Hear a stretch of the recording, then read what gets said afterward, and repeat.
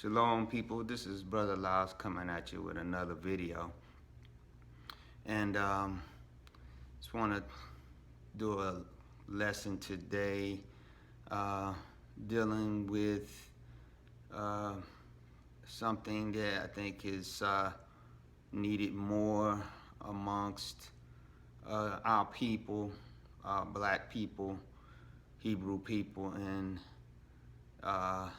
this nation and around the world. There is the emphasis on the awakening, but we need to understand this, that Yah has been in the process of awakening our people since he sent Yeshua, Jesus, over 2,000 years ago. The only problem is we rejected it, but the revelation didn't just start in these last 20, 50 years.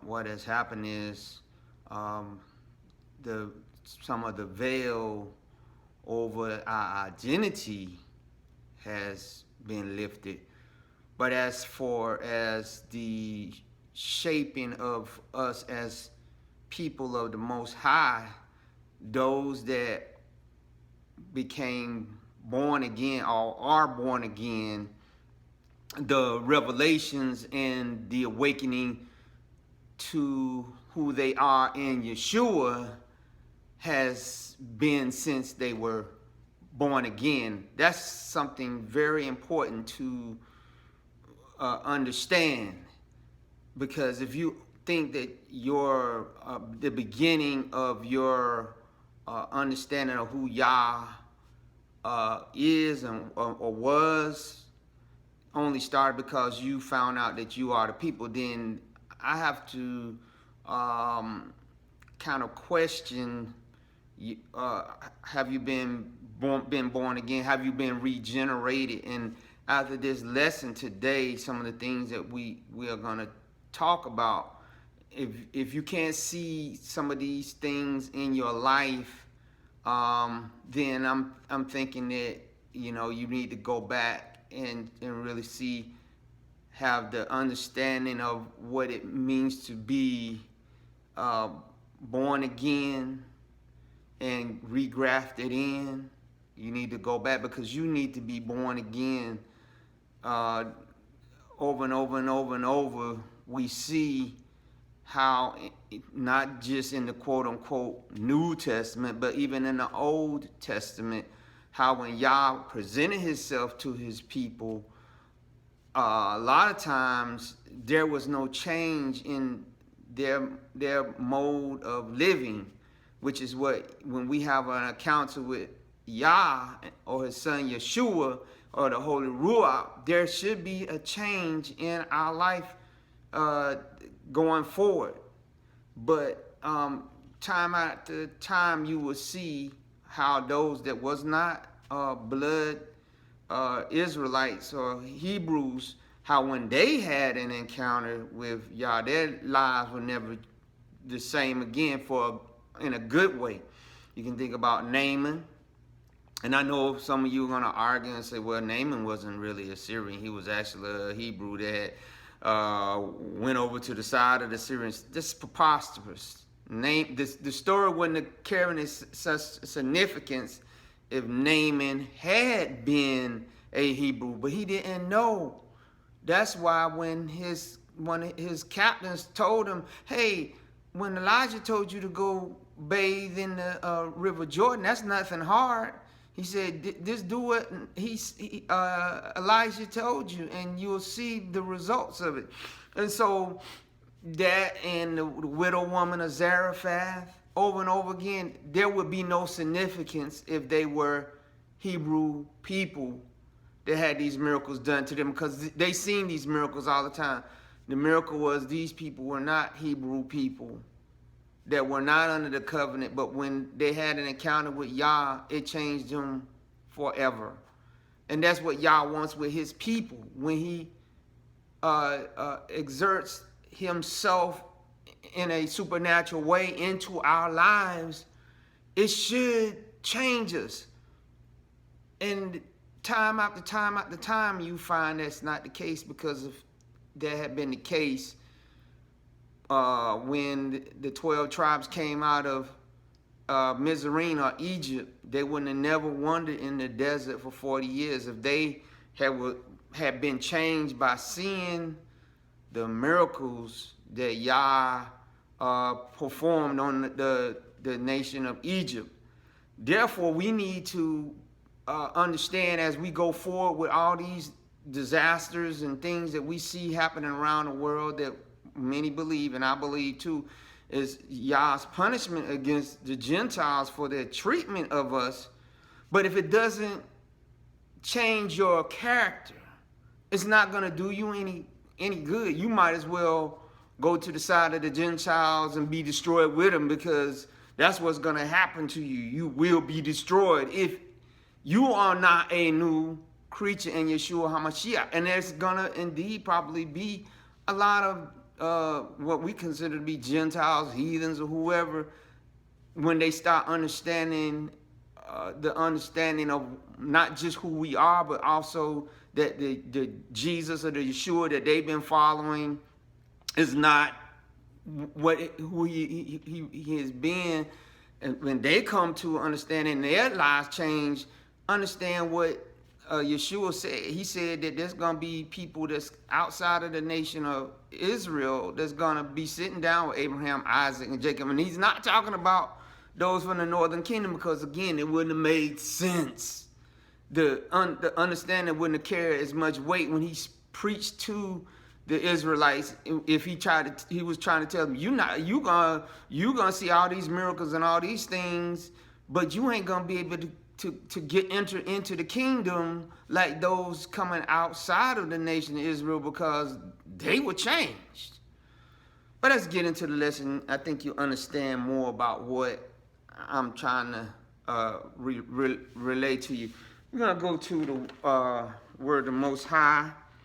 We're going to be coming from the book of Luke, the 17th chapter. And this is I love this passage, because when I was a young minister many years ago, I can remember I got an invitation to speak at a church, and my normal mode of operation, if you can call it that back then, was when I got an invitation to preach or teach somewhere, usually if it was like a week or so before, I would usually go on a fast. Sometimes I would do a 3-day complete fast, or maybe I might fast a half a day or whatever, and I would go into intense study, because I wanted, and I still do. I wanted whatever Yah wanted the people to hear. I wanted to remove myself out of the way. Therefore, with the fasting, I was breaking myself down so that more Yah could come forth. I decrease, Yah increase. And so I did that. I prayed and fasted, studied intensely. Thought I had got the message down and everything. It was on a Friday night. We was in the Church of God in Christ, and they used to have Friday night service. So I was being invited to speak at the Friday night service. So me and my wife and we had our 2 sons at that time. They were, one was a baby and one was young toddler. And so came and I sat in the pulpit. They invited me up to the pulpit, was usual. And so I'm sitting there and listening to all the preliminaries, the choir singing and the announcements and all that. And so as my normal practice was, a lot of times when I would be sitting in the pulpit, I would just be skimming through the Bible to make sure that all my scriptures and everything, I would have them where I could open to them, so it wouldn't take time trying to find them. I would have them marked and everything. But as I was sitting this time, I was kind of skimming through, and I came across this passage, Luke 17, and then as I was reading, which we're going to get to the verses that I found, I went to another passage that the Ruach had told me. He said, go here. And so I heard the Spirit tell me right then, he said, this is what I want you to speak. And I said, hold up. I've been studying all week. I've been praying and fasting, and you gonna tell me something I haven't even had a chance to break down and study? He said, do what I say. Preach this. And this is what's gonna happen. I said, okay.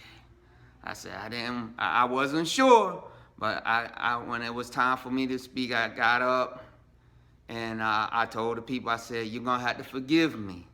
I said, but as I was sitting down, the Spirit told me, that's what I called it back then, the Holy Spirit told me that I can't preach the message that I've been preparing. I got to preach this that he gave me, so y'all pray for me. And I got up, and of course, everything that the Spirit told me was going to happen, it happened, and many people were blessed. And that's when I started understanding, like I think I told you on a previous video, that this thing is spiritually discerned, and that, intellect is good, but it's the wisdom from above is what you want to get. So let's get quickly to the passage that I'm talking about. Luke 17 and starting at verse 11. And it said, and it came to pass as he went to Jerusalem that he passed through the midst of Samaria and Galilee.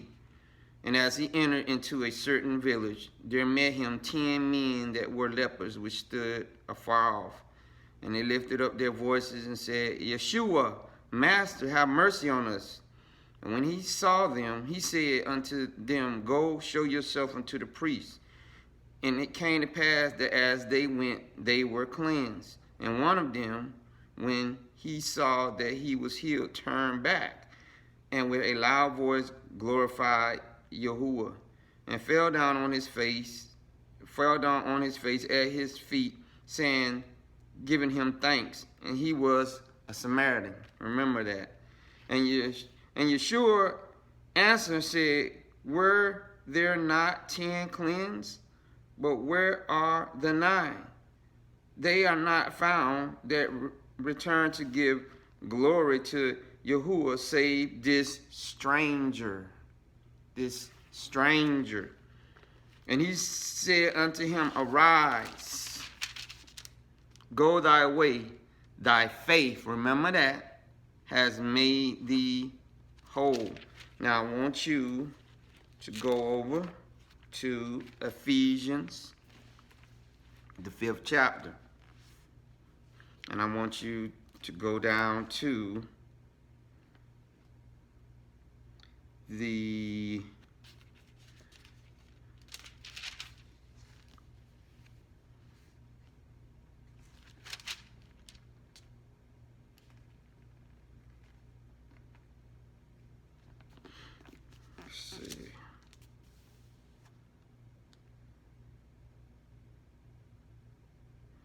ninth verse.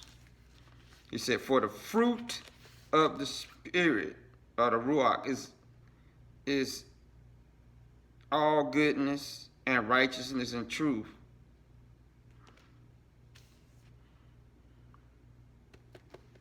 Okay. Maybe I got the wrong verse. Hold on.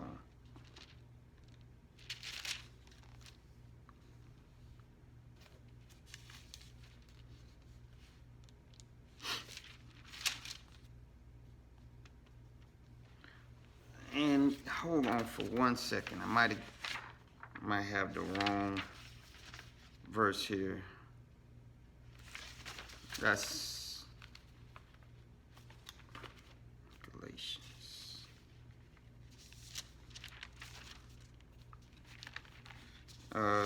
Excuse me. I might have given you the wrong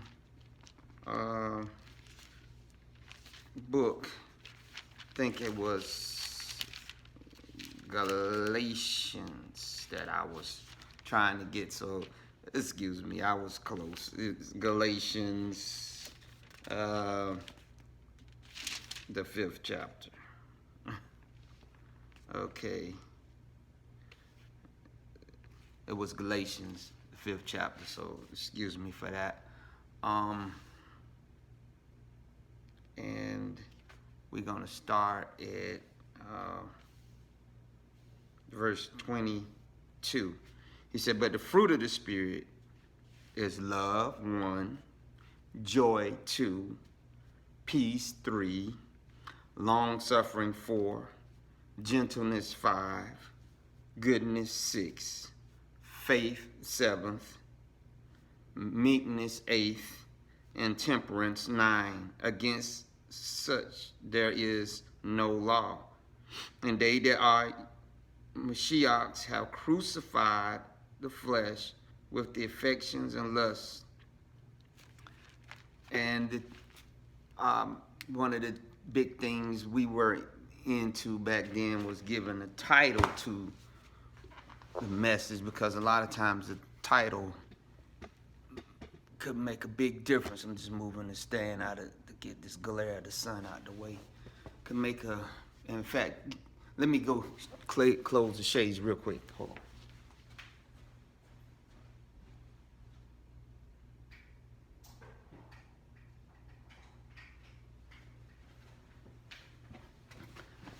Excuse for that, but that sun was really glaring, and that was kind of messing up my reading. But one of the big things that we were big on back then was giving a title. So, you know, when the Ruach of the Spirit gave me the scripture, it also gave me the title, Where Are the Nine? And one of the things that you see here is the fact that the miracle that Yeshua performed on the 10 lepers, they all were cleansed. But in the ensuing excitement of them being healed, there was only one that had enough character or the fruit to come back and thank him, which was a Samaritan. He was not a Hebrew, but the miracle had the desired effect that Yeshua had wanted.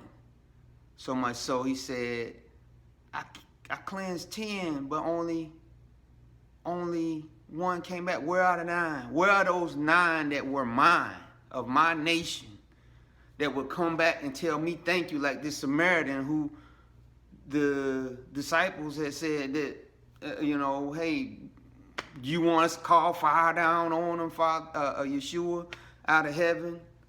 Or when Yeshua was talking to the woman at the well of Sychar, the woman had said that y'all Yahudim don't have no dealings with us Samaritans. That type of person was exhibiting the fruit of the Ruach that was mentioned in Galatians, the 5th chapter.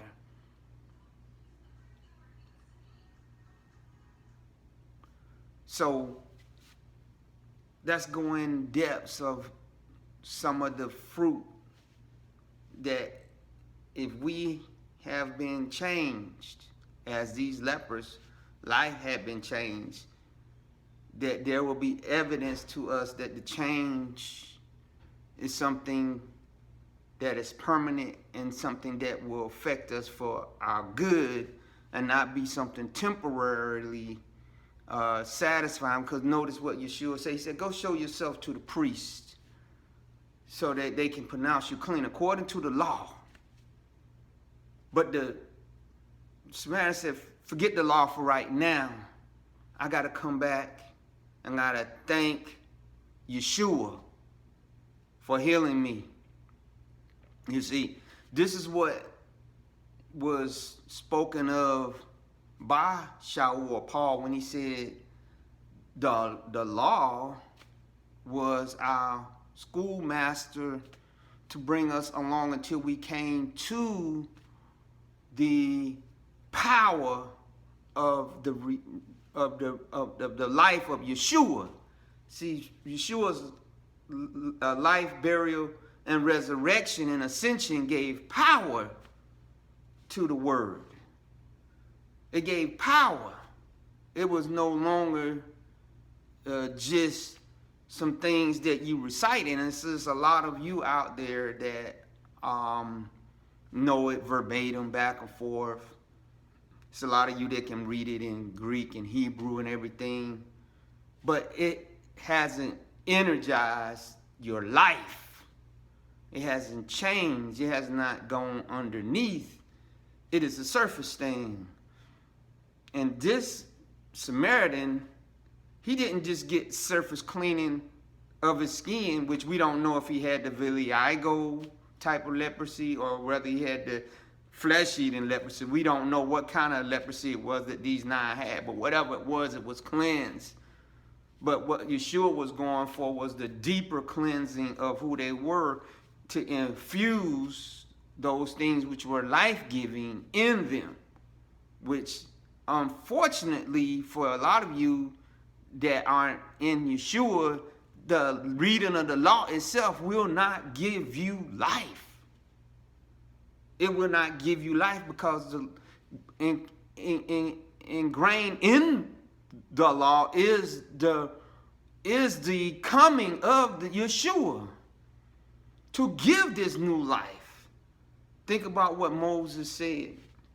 He said, after I'm gone, many years later, there's gonna be a prophet that's gonna come, that's gonna be in like manner like me. Him ye shall hear. He said there was gonna be some Hebrews that were gonna hear Yeshua, but there was also gonna be some strangers like the Samaritan that was gonna hear him, and they were going to be changed. They was gonna be born again, and that is something that following rules and regulations cannot give life. Indeed, that's what Ezekiel's prophecy was so life-changing when he said, you know what's going to happen one day? Yah is going to write the law on the tables of your heart. He's going to change your heart. He's going to give you the heart of flesh, where you don't go around with phylacteries and tablets on. That's going to be in your heart.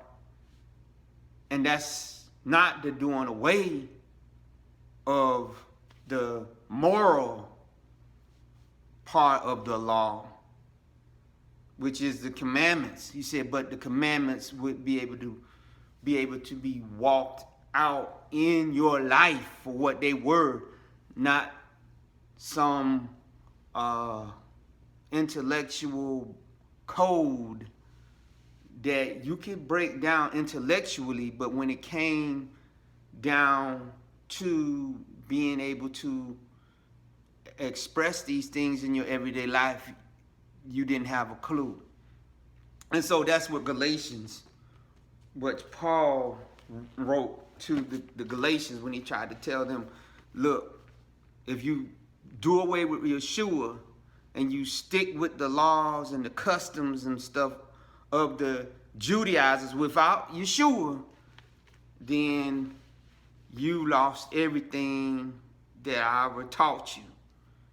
He said, you did not get the working of miracles. You did not get this born again new life through just hearing the law again. You got it through hearing that Yeshua came and died. He that was written in the law came to die and was risen for you, and now gives you the power, not because you listen to some rabbi or somebody break down the Paleo Hebrew and everything, which is okay, is important, but the hearing of faith calls you to be a new creature, which enables you to live.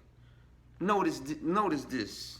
Let's break it down. These 9 fruit of the Spirit. Where are the 9? And so I would say, like Yeshua said to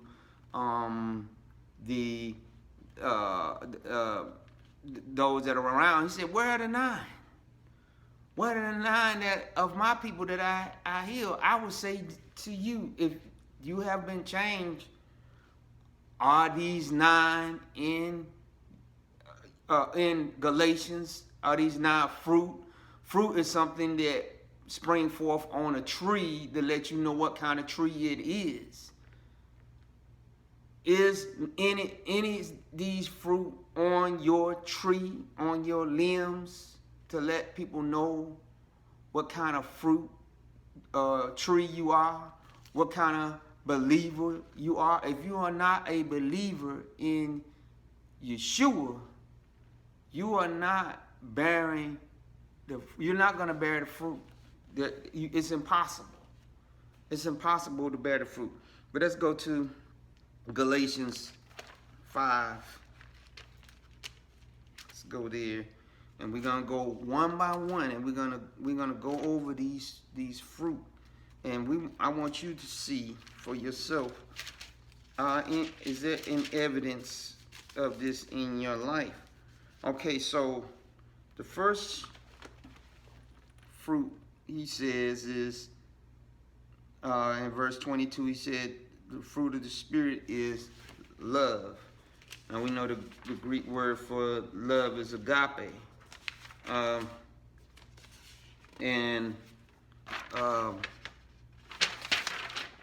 We know that agape is spoken of as the kind of supernatural love, or the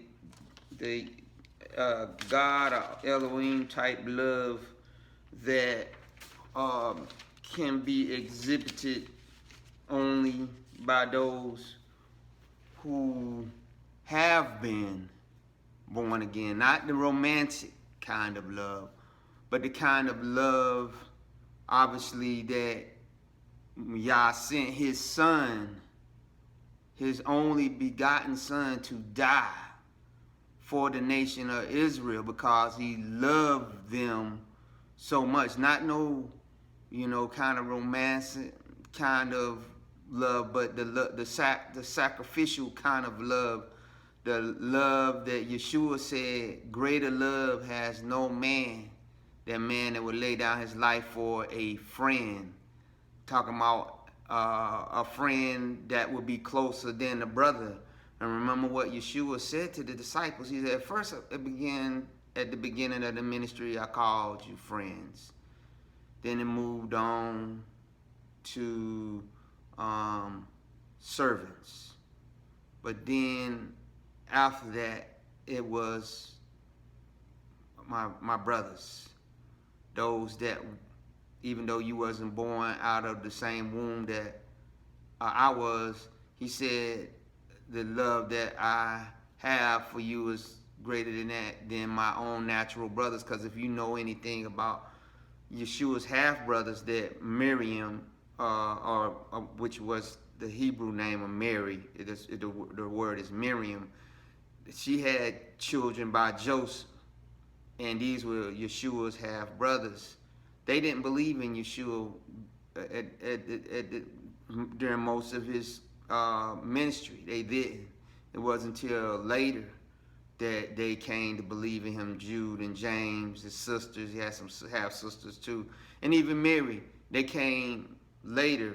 They were amongst the 120 that was in the upper room, but for a large portion of his ministry on this earth, they didn't believe in him. So the disciples, that's why he told them, he said, you are they that have gone with me through all this suffering and pain. Therefore, the gift that you're going to get is that you're going to rule on the thrones over the 12 tribes of Yasharal when I come back. And indeed, the foundations of the New Jerusalem has the names of the 12 apostles, whatever tribe that they were of, that they're going to be over, because their relationship with Yeshua was so strong, because he loved them. That's why with John, what the Bible say, or rather John wrote, he said the apostle that he loved, and it was, and because when our oppressors took over the the sacred scripts, and they kind of rearranged them and messed them around, and then also they came up with the different concepts of love. They came up with the romance type of understanding of love, which kind of messed it up, because you looked at the Greeks, they had the eros kind of love, they had the filial kind of love, and then they had the agape kind of love. Well, most of the time in our day, it's the filial and the eros when people talk about the Bible that they push, and it kind of messes it up, because I can love you and chastise you. That's a form of love. If I'm chastising you to keep you from doing something bad. But because our oppressors took it over, and they a lot of times had evil intent in their heart, the pushing of the eros and the filial would probably be a lot of times their first choice, because a lot of times people, will say, well, yeah, I might have did something bad, but in my heart. Well, no, the agape is not just a speaking of a romance like I love you. It's an action. Yah so loved the world that he sent his son to die on the cross. He just didn't talk about it from the heavens. He sent his son. And so do you, as those that say that you have been changed, do you exhibit that kind of love, that when you say I love the commandments, and Yeshua said, if you love me, keep my commandments and they won't be grievous to you. Do you have a love of not lying?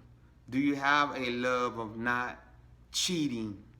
Do you have a love of not using the name of Elohim in vain? Do you have a love of all the other commandments outside of the, those that we read of? When he tells you to do something that's not written down and it's Yah, do you have a love to do that? And it's a self-sacrificial kind of love. A love that, man, I really, on such and such a day, I really had my mind to do this, but Yah put it in my heart that I need to go do this. Do I love it when he tells me to do this? Understand, like Paul, when Paul got the call through the going on the Damascus road, that Yeshua told him, he said, I'm going to show you what great things you're going to suffer. And I'm going to send you away from your people. I'm going to send you to those that at one time you hated with an intense hate. I'm going to send you to the strangers, send you to my people amongst the strangers, but you're going to be going to the strangers too, because you was a starch Pharisee. But I have some people amongst those of those Hebrews that you're going to be speaking to. I got some strangers and people amongst them that need to hear the word too. And Paul came to a point where he said, you know what? I am a messenger to my people, but he said, I'm also a messenger unto the Gentiles. He said, I magnify that gift. I love it, basically. That which the other apostles and all of them said, hey, that's off limits to us. We really don't want to have no dealings with going out there speaking to those strangers and Gentiles and heathens. Even though we know our people amongst them, we'll give that to you, Paul. We'll give you the ministry to the uncircumcision, to those that either are Gentiles of the northern tribe or they are real Gentiles, or both. Paul spoke to both of them. But a lot of times, those that he, of his nation that he approached, they had the same reaction as the 9. They heard the message, but there really wasn't any change. It was usually the Gentiles. Like, I can remember one city that Paul went to, and he said he came on the Sabbath day, to the synagogue. He said that the Hebrews got mad, but he said that the Bible said that the Gentiles, waited around to hear the message. They wanted to hear more of the message. And the only way they got stirred away was that the Hebrews came and caused so much commotion that they had to put Paul out the city. But their reaction was the same reaction as the Samaritan. They were rejoicing and giving thanks, and they wasn't even of the nation. You see, we got to show the fruit, forth the fruit. And therefore, if those that are not, quote unquote, amongst the bloodline, but if they showing forth the fruit, then if they showing forth the love of Yeshua, not love for you, in the sense of like these crazy camps out here have people kissing on their boots and stuff, that's man worship. But if they have love for Yeshua and the Father through the Ruach, then they have been changed. Because that's what this Samaritan, he had love for Yeshua. He fell at his feet and worshiped him. He knew that he had been changed, not just on a physical. Because what did Yeshua say? He said, thy faith, which we're going to get to in a minute. He said, thy faith has made you whole. So are you exhibiting that love, that genuine love, or is it just an intellectual exercise for you? And let's not fool ourselves. A lot of times, when I was in the quote-unquote Christian church, one of the things I really hated, and I used to tell my wife this, I said, I hate when they tell you, turn to your left and your right and tell your neighbor, I love you and ain't a thing you can do about it. I said, but I don't even know these people much enough to say I love them. I haven't built a relationship with them to say that. Now, does it take a long time to develop a relationship with somebody to say, I love you? I mean, it depends. I understand, but I'm saying, we did, in the Christian church, in anywhere amongst us, we are easy to throw that word out, I love you. And then it comes out when something needs to be done, there is no action. That's one of the reasons why you see a lot of stuff going on in the black community where people be like, why isn't it in support and all this kind of, because there's no love. There is no love there, which is one of the fruit of the Spirit. Now, usually, like I said, there's two sides to every coin. It could be reason why people have maybe tried to do things with a person before and they didn't work out. But I'm saying overall, even amongst our own, there is no. You used to hear the term back, at least when I was growing up, we said, where is the love? Where is the love? Like if something is going on and you hoping that people support you or whatever. Not that, I love you.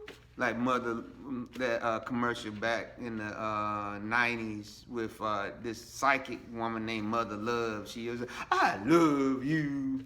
No, we talking about doing, action.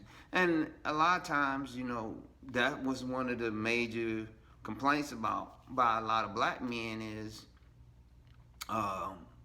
hey, I'm doing for this woman. Isn't that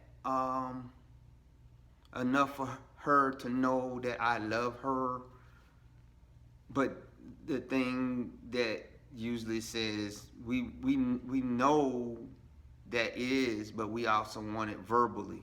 Well, I would say, you know, I think that's overplayed with this "I love you" coming out of your mouth, because you can see it obviously with a lot of black women, especially, that they get a lot of guys that say they love them and all this stuff, and you see where these women, you know, let these men not work and everything, but as long as they say they love them, but they're not showing. So I think we need to bring this thing back and focus that if this man says he loves me, then he needs to put some action behind it. You see, then I've had a be like Yeshua. He said, yeah, you said all you're going to say, but you didn't come back to thank me. You didn't come back to tangibly, like this man, let it be known. And that let me know that there hasn't been any change, that there is no real love there. Let's go to the next one. The next one is joy. The joy. Joy is defined as gladness and the awareness of Yah's grace and favor. Grace recognized. Joy. They said joy is not happiness, because happiness is dependent on your situation. But joy, like when Yeshua said, for even though he looked at the cross, he said for the joy of the exaltation that he was going to get for taking on the shame of the stake, he had joy inside of him, because he knew that he was getting ready to go back to the Father. So he could look past the circumstances that was in front of him and look at what was going to happen after. And I can think about, and I don't know if this is a good analogy, but I'm going to give it a shot. When I was in the Army, I remember one of the last things that we had to go through was a 12-mile road march that you had to go through. And I'm telling you, I mean, I was a young man at that time, but even back then, it was pretty hard. But I remember when I was getting down to the last mile, my feet was aching and everything. I mean, my body was was hurting every bone in my body. But as I start seeing that finish line, I start forgetting about the pain in my feet and my back and everything. And I had a happiness that came over me that even though I had to go through all these challenges, now the prize is there. And I just got overwhelmed. I was like, I made it. Joy is kind of like that we know, we as black people, that Yeshua said, in this world you shall have tribulation. He said, but rejoice, because great is your reward in heaven. He said, rejoice, even though you got great challenges in the world, not just here in America, but everywhere you at. If you are in Yeshua, if you have been born again, he said you can have joy, because you know that this is not the ending. That no matter how degraded and how downtrodden we have been treated, in the end, we shall win, because Christ won in the end. He won in the end. Even though Pilate and all those thought they had power over him, he said, you don't have no power over me. He said, whatever power you got, my Father gave it to you. He said to those in the Sanhedrin, he said, one day you're going to mourn and wail when you see the Son of Man coming back in the clouds with his armies. There's going to be wailing and gnashing of teeth when you see him that you pierced, that you helped to pierce. But to those that are expecting his return and they have new creatures, there's going to be joy. Why? They're going to think back to all the hard times that they had, and they're going to be like, man. But he said, don't wait till you see me coming. You can have the joy right now, because you know that I have conquered death. You can have joy right now, even though you might have some problems with your vehicle, or you might have some problems with your finances, or you might have some problems in your body.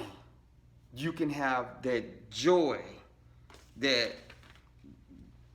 gladness, that awareness of Yah's grace, that he would even let us, the descendants of the slaves that he sent across the Atlantic Ocean, the last captivity, our last testing, that we are nearing the end of it. Now, that doesn't mean that there's going to be some ship that's going to magically come take us, but we are the descendants of those that made it over. So we should have joy that we are still even in existence, because as I was telling my wife, there's a lot of people that was thrown overboard on the trips over here, not trip, on the slave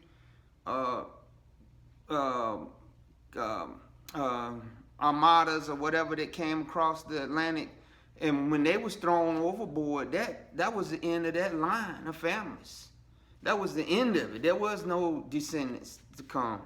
Those descendants went down to the bottom of the Atlantic, or they went down to or the ones that was in the Trans-African, the black Hebrew men that was taken and was castrated. That was the end of that line. You know, think about that. Let's go on to the next one.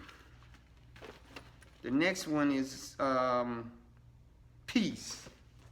Shalom, word we use all the time, shalom. Shalom, of course, is peace of mind, wholeness, Yah's gift of wholeness and sense of welfare.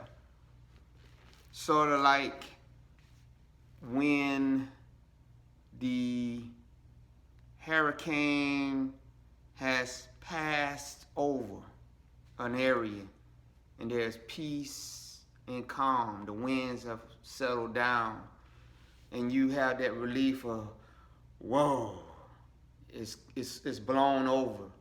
I don't have to, unless you're going through the eye, okay, because they said when you're in the eye, the peace is only temporary. The other side of the hurricane has to go over you. But when that hurricane has gone all the way over and you know it ain't nothing else behind it, you get that sense of peace. Well, Yah can give you that peace even when the hurricane is going over you.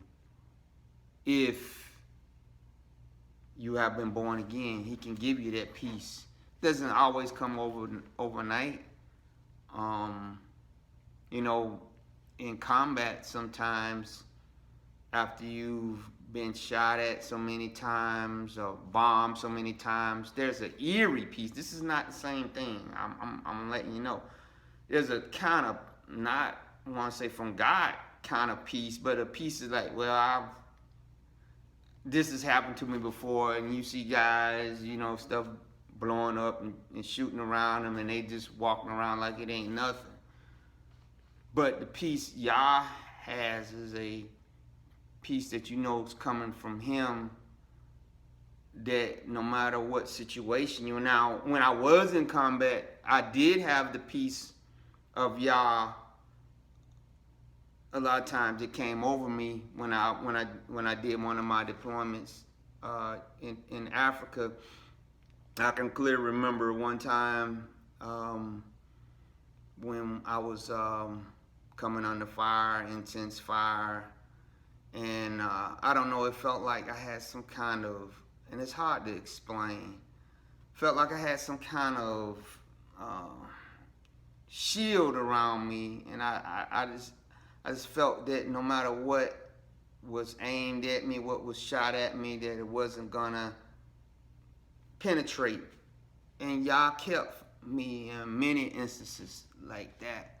But this is not something that you had to go to combat to feel. You know, I'm sure there's some people that live in some of the inner city places where there's almost like a combat zone that they can say they might have felt the same kind of peace. But the peace can also be the peace that when you've been told you got a terminal disease and you don't freak out and you have a something that comes over you that keeps you calm. You're like, you know what? I'm say like Paul, to live for Mashiach is or to die is gain. Either way, if I die of this terminal illness or He healed me and I live, either way it's gain. Now that is peace. And understand, all these things that I'm talking about to you is stuff that you don't produce in yourself, but rather when you're born again, Yah puts it in you. Now the thing that we have to do is allow it to come out of us a lot of times. And this is why this lesson that you ask Yah, let that love that's in me, that self-sacrificial love come out of me. Let that effervescent joy come over me. Let that effervescent peace come over me in no matter what sense. And cultivate it. Because if it's a fruit, if it's a tree, you got to water it. You got to fertilize it so that the fruit won't be withered. We all get guilty of neglecting that, the tree that produces the fruit. But Yah said these things are those that have crucified themselves and have with Yeshua have crucified the flesh. So we got the peace. We got next the long suffering, which is the patience, the forbearance, passion, waiting sufficient time before expressing anger.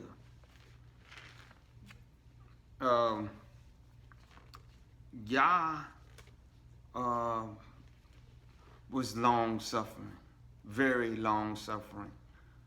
You think about the Israelites going in the desert for 40 years,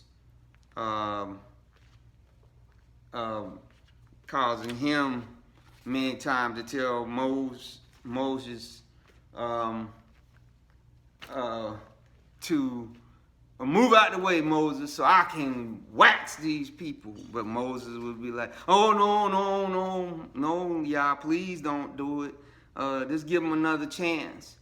And then they would come back and they would do something else. And Moses was going to intercede for them. And notice this, that it got down to the point where Moses' long suffering for one moment. Could you open the blinds some more, so I can get some more light? Had came to an end at one time, and that was enough to cause him to miss his opportunity of going into the promised land. Because he had been long suffering up to a certain point, but when it got to a point, it was Yah showed you what was long suffering, because he had to tell Moses, he said, Moses, you didn't give glory to my name. You let the people cause you to say and do something that you shouldn't have, and therefore you and Aaron are not going to make it into the land. So there was the Bible truly says in Ecclesiastes, there's a time to love and there's a time to hate. So long suffering doesn't mean an endless amount of time that you had to suffer under, because if that's the case, then Yah would have left them in Egypt. It was a time for them to have suffered in Egypt, but after that time was up, Yah brought them out. But while we have been going through our captivity here in North America, in the Western Hemisphere period, Yah, I believe, has been developing a type of long suffering in us. But the long suffering I'm talking about is supernatural long suffering, that in many opportunities that other people would have said enough is enough, Yah allowed us to go that extra because he knew it wasn't time for us to rise up, or we would have probably been annihilated. That was probably in slavery, when a lot of times the slaves outnumbered the masters, but we had to suffer a little bit longer. And when the deliverance came, it was just right. So it's the same way with you in certain situations that you might be put in. You might be like, it's time to scoot and scat, and the rock like, nah, you need to stay in there, hang in there a little bit longer at that job. You need to hang in there and stay in there a little bit longer with that person. And that's all from the ruach, or the spirit, long suffering. All right. So the next one, and notice, like I said, the Samaritan, the one that received the healing,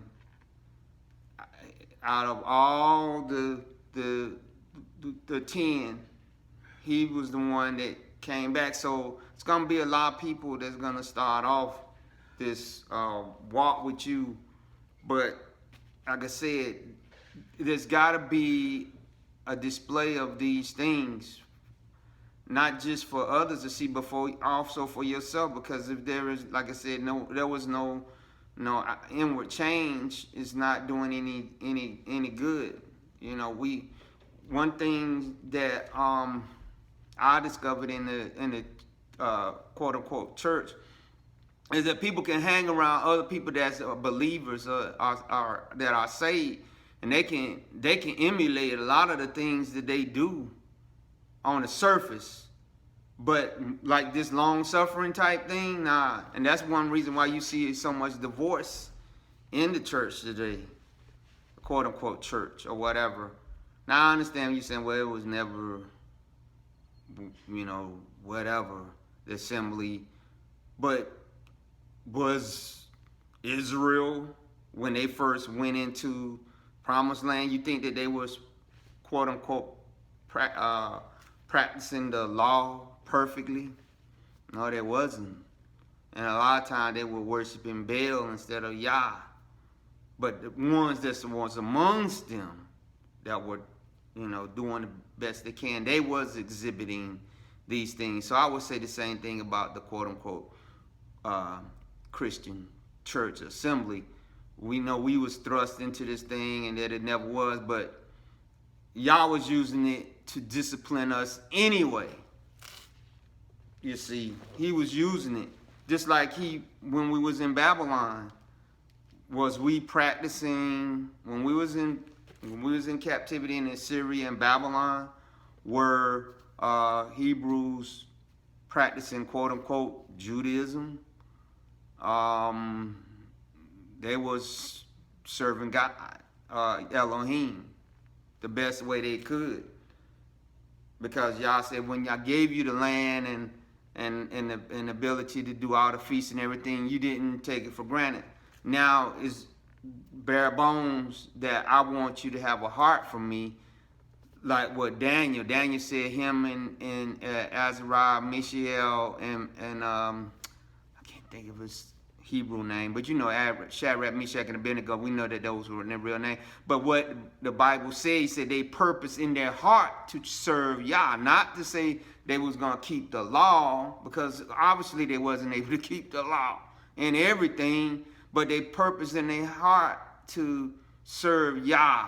And what Daniel said, he said, my thing is, I'm going to 3 times a day, I'm going to face toward Jerusalem and pray, like Solomon's prayer to Yah was, that it would look. But I'm sure it was a lot of stuff that he wasn't able to do that was in the law. But the fruit of his love for Yah was in his long suffering, was in his peace, his joy, that I'm sure that in his faith, which we're going to get to that was expressed so much so that the Babylonians said, in him dwells the spirit of the mighty gods, of the God. Because not just because of him being able to read prophecy, but also his character. Because it said that the head of the eunuchs loved him, not in that kind of way, but loved him as, this young man is very knowledgeable and everything, and he's a straight shooter. If he says he's gonna do something, he's gonna do it. Okay, so we gotta exhibit that and stop making excuses, about maybe not being able to memorize everything, but doing it. See, there's a lot that can memorize and everything, but to do it, the fruit helps you to do it. You understand? And it's a key indicator that you have been born again. Okay, next one is gentleness. Gentleness is mildness, gentle strength, power, reserve, and basically being mild. As one of the things that you don't see in a lot of Christian, definitely Christian churches, for sure. There are a lot of preachers where they just relentlessly drive the people, but you see a lot of that in these Hebrew camps where these quote-unquote mores or bishops or whoever they are, they're just driving the people. No gentleness at all. Not saying that, you might have a big booming voice that you got, yeah. Not talking about that. I'm just talking about just how you handle people. Because you understand you got older believers that came out of the Christian church, that some of them are old enough to be your parents or your grandparents. And they probably know the Bible's teachers and everything, and then you get them in your camp, and then you talk down to them, or rough with them, handling them. That's not the fruit of the Ruach. One of the things that Shaul told Timothy, he said, if you have elders in your congregation, you treat them like your mother and father. And I don't care how many titles and how many pastorates or whatever or moray-ships you get. When you come home to your mama and daddy, do you talk to them any kind of way? I don't think so. I don't get me. You come in there talking noise and say, "Do you understand who I am?" Or you think, and I even, Christian pastors, I'm bishop, so on and so. You in this house, you gonna be whatever I called you when you was growing up, or whatever. You ain't coming in here, and I gave birth to you, And this is one clear way, surefire way, if you're trying to get somebody to understand and listen to what you saying, this your mother or father or aunt or somebody, and you talking, any kind of way, and just being rough with them, you ain't not gonna get too far. They're gonna probably say, that boy lost his mind, that girl lost her mind. He said gentleness, mildness. When you coming in there and you got these women that have been mothers in a Christian church, and you're gonna try to tell them, oh well, you're gonna have to listen to some young 24, 25-year-old person that just started studying the Bible or something. You better get out of here with that. First of all, it's suspect on a lot of these people even being saved, And I think this is where the elders, the ones that were in the Christian church, that are born again, that might be a little too old maybe to take on leading a congregation, but can give some advice to you. And then you're like, listen, this is the new breed. We ain't got to listen to y'all. Y'all old people. Not all of the elder people that was in the Christian church were doing wrong, were doing bad, had bad intent, or were not bearing fruit. A lot of them are and still bearing fruit. It's just that they came to understand that the vehicle, which is the quote unquote Christian church, was never meant to cause us to be successful in the end. So they ain't trashing the fruit of their life as being bad. The fruit that they had was good. It's just that maybe that fruit was being displayed in the wrong packaging, which is the Christian church. Now they're trying to say my fruit of my life. I'm not trying to package it as a Hebrew Israelite fruit.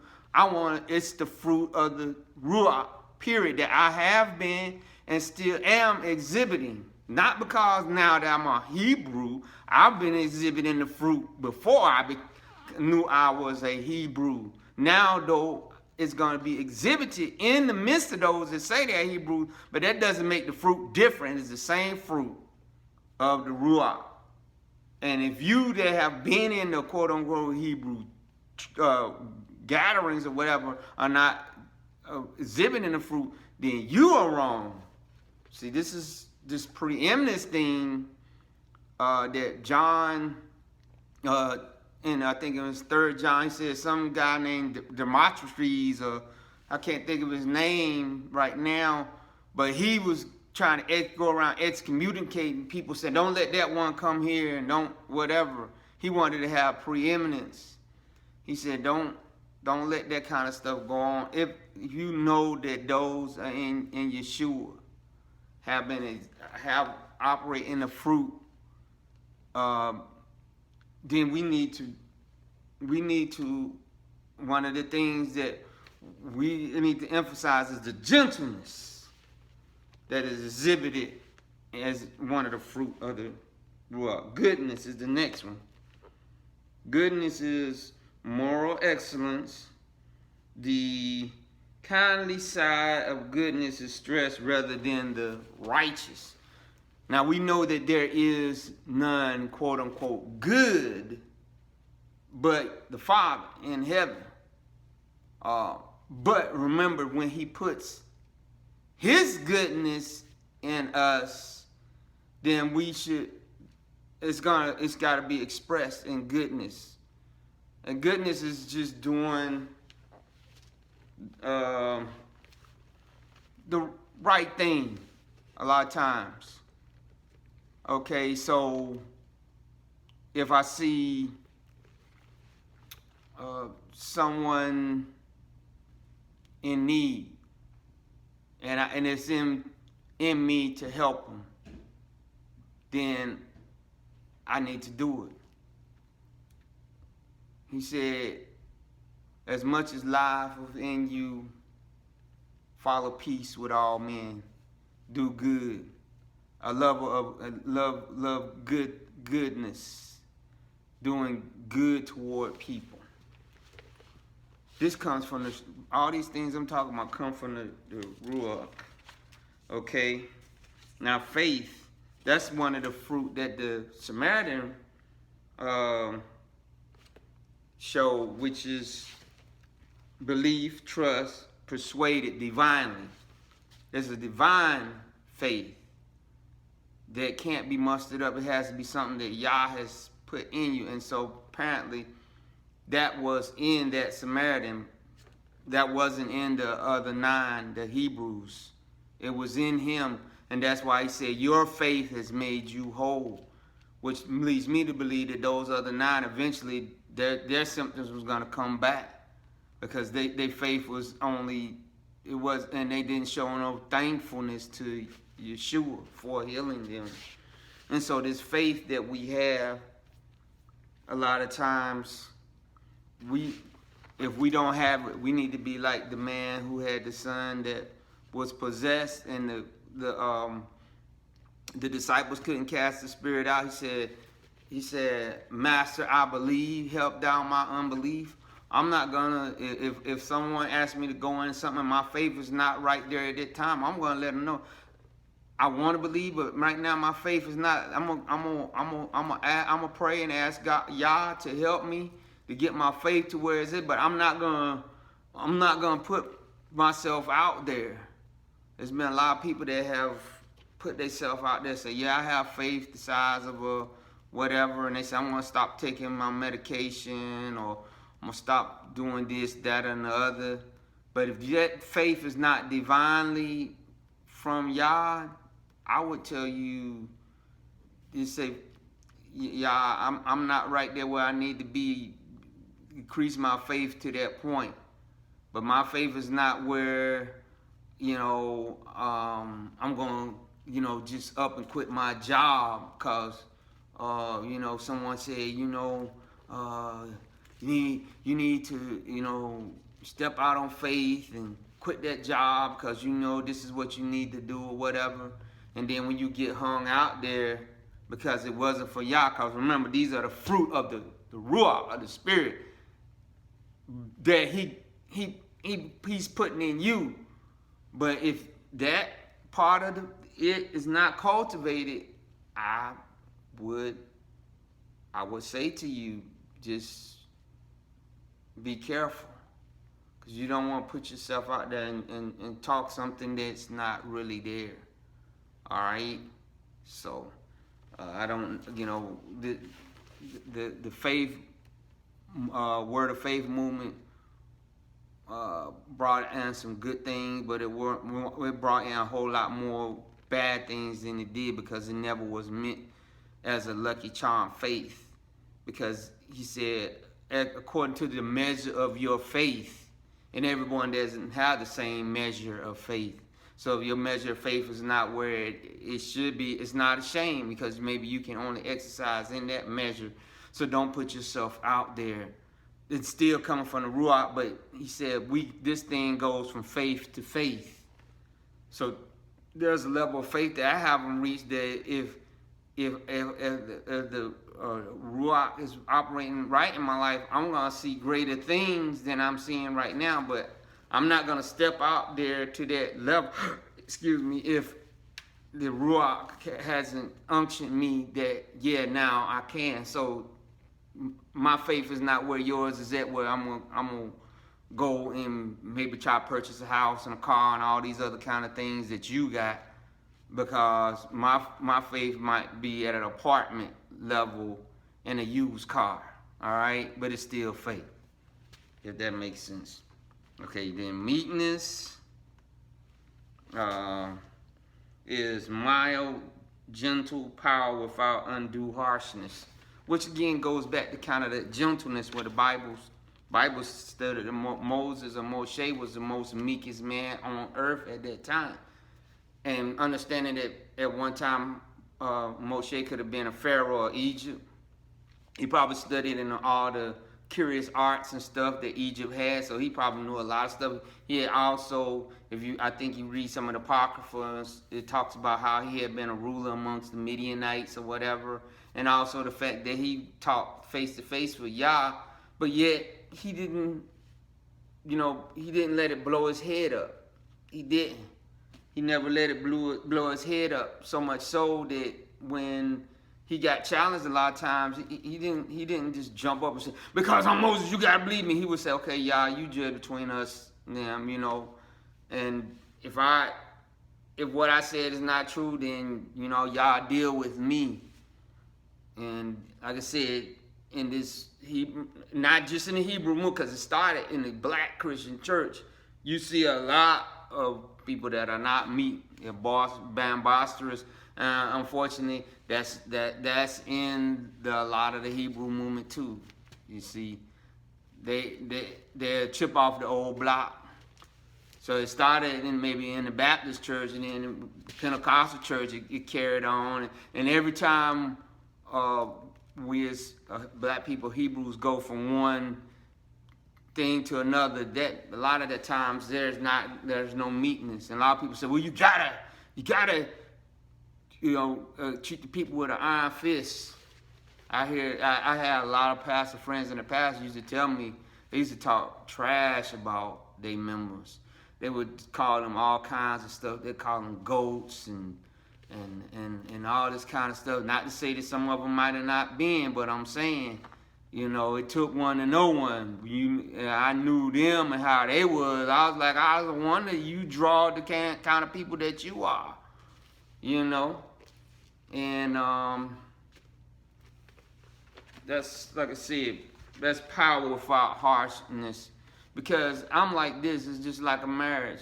Before you marry somebody, if y'all always arguing and you going back and forth or whatever, to me that's a clear sign right there you don't need to be together. Because if you got to use a lot of harshness and you're going back and forth, whatever, you know what, if I was a pastor today or whoever, that someone came to me and wanted me to, like preside over there.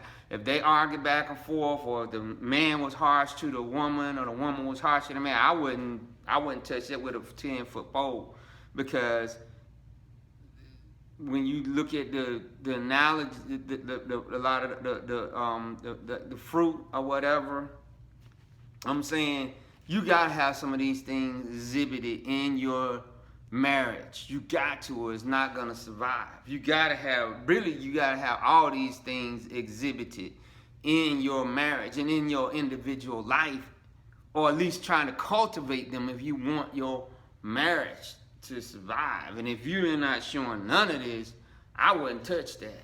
You gotta have some meetings. You gotta have some faith. Then the last one is temperance, which is self-mastery, self-control, self-restraint, dominion within, proceeding out from within oneself. You got to have some restraint in some of the things that you say or do, through the Ruach. You got to. You can't be, governed by your 5 senses. And temperance, self-mastery, maybe not total, but beginning to get into that realm of being able to control your tongue, control your mind, the thoughts that come into your mind. Because, before the flood, the Bible talked about how man's thoughts had become evil continuously. And we are living since the 2,000 years ago, when John said we were living in the last days, or Yuhukanan, those thoughts of evil have been just permeating all mankind, and a lot of people have been giving into those thoughts. When you see these mass shootings and all that, this is not the beginning of this stuff. Back in the Western days, there were whole towns that might be shot up and massacred or whatever. This, don't get me wrong, I'm saying they're gonna multiply even more during the end, but there was a beginning. They just increase. But now we got the television and everything to record all these things, but these things have always been happening. But they're just gonna multiply. That's all. But the thoughts have been there now, and the ability with the kind of weaponry that they got now, they can go in and kill more people. So the evil thoughts coming continuously was the ability through the Ruach to have temperance, to keep your mind from being driven to madness with all these sexual things they send in your way, all these things of killing and murder. That's why I determined in myself that, a long time ago, that I would never have HBO or Cinemax and none of that stuff in my house. That's me. You have it, it's on you. But I just said, I don't need to have access. And then down with the phone, you don't even have to have that. It's out there, and the devil's plan was always to bring the world back to the place it was before the flood, where they would have access to all kinds of evil. You got the dark web, where I heard you can go on and see killings and live pornography with child pornography and all this kind of crazy stuff. So it's out there. You don't have to get the subscriptions to that. But that was just one of my things. I say, you know what? We need, we don't need to make the devil's job easy. Even with the shows about killing that we have got used to. What's one of the reasons why was as black people, with the rap music, when BET came, they just bombarded our mind with that gangster rap and the